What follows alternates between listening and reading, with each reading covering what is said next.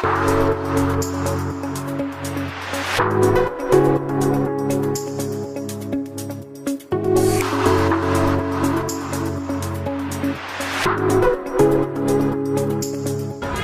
ти честитам за филмовата ревија.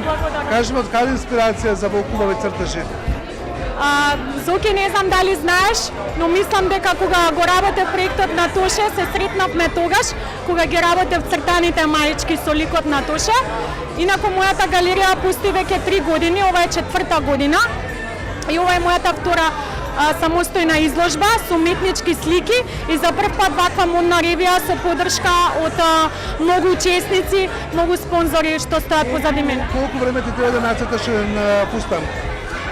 Искрена да бидам, како што работам секој ден, се помалку се скратува времето, да не речам станав толку многу усовршена и брза е мојата рака, така што можам буквално за еден час да изработам максимално совршен производ. Колку чини едно тако брендирано парче?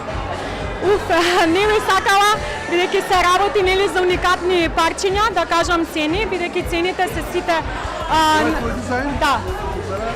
Ова е ангел. Тоа е ангел, да. Тоа е напусната скулптура, тоа ми е инспирацијата од Dancing Angel. Така што љубов, ангели, уметност, уникатност, тоа е тоа што сакав да принесам и што мислам дека многу фали на нашата сцена. Добро, кажи дека тоа фали. Фали ли во Македонија во Скопје мода? Да.